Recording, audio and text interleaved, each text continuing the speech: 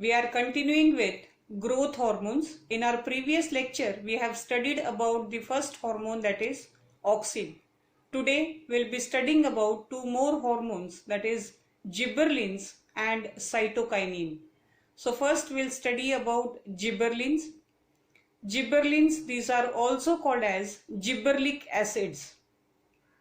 Gibberellins, they were discovered in Japan by scientist named Kurosawa from a rice plant which was infected with fungus, and the name of the fungus is Gibberella fujikori. This fungus, it causes extreme or extensive stem elongation, and the name of the disease is called as Buchan's disease. This disease is also called as foolish seedling disease because the infected plant, it becomes very tall, thin and pale, but it does not produce seeds. Later on, two scientists, that is Yabuta and Sumiki, isolated the hormone gibberellin in crystalline form from the fungus culture. More than 100 types of gibberellins have been discovered so far, and they are named as gibberellic acid gibberellic acid 1, or in short form we can call it as GA1, GA2, GA3, GA4 and so on. Out of these, GA3 is the most common and biologically active hormone. Now let's see about the applications of gibberellins.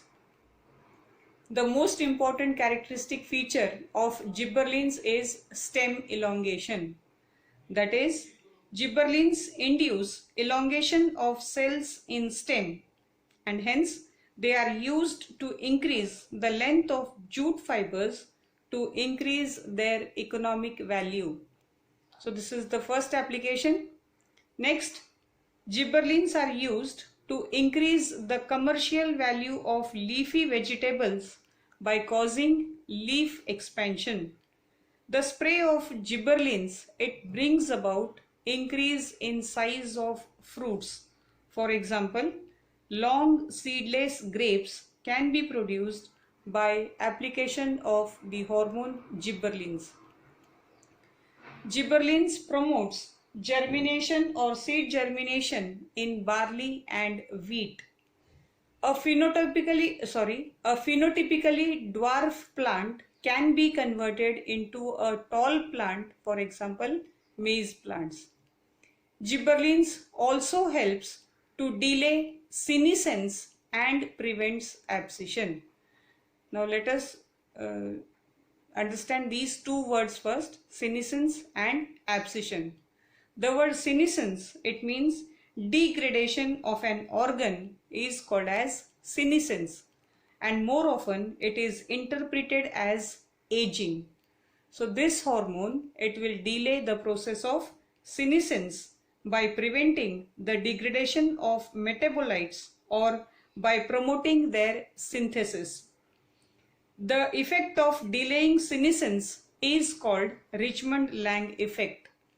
And the word abscission, it means it prevents falling of fruits, flowers and leaves. That process is called as abscission. So these all are the applications of hormone gibberellins. Then comes the next hormone, that is cytokinin.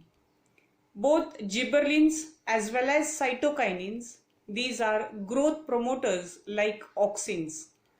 Now this hormone cytokinin, it was discovered by Skug and Miller while working on tissue culture in tobacco. They also isolated a compound called kinetin from the sperm DNA of autoclaved silvery fish, also called as herring. There are two types of hormone called cytokinin, that is natural and synthetic. Zeatin is a natural hormone, whereas 6-benzyladenine and kinetin, these are synthetic hormones. But now it has been shown that these two, they are found or they are shown to be produced in certain species of plants.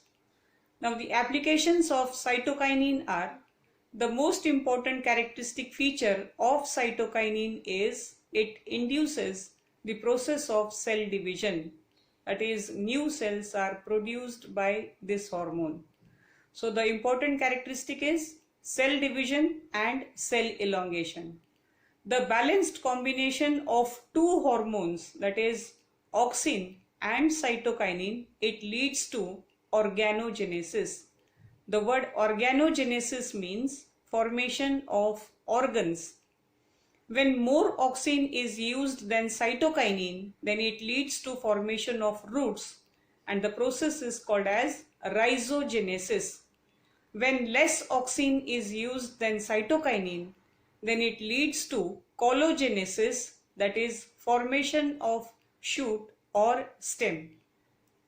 Cytokinin, it also helps in chloroplast formation. Then, unlike gibberellins, cytokinin also delays senescence and abscission. Again, the word senescence, it means aging, and abscission, it means falling of leaves, fruits and flowers. Cytokinin, it controls the apical dominance and promotes lateral growth, that is formation of lateral buds takes place. This hormone, it also helps to break seed dormancy and induce the process of germination. So this is about gibberellins and cytokinins. Thank you.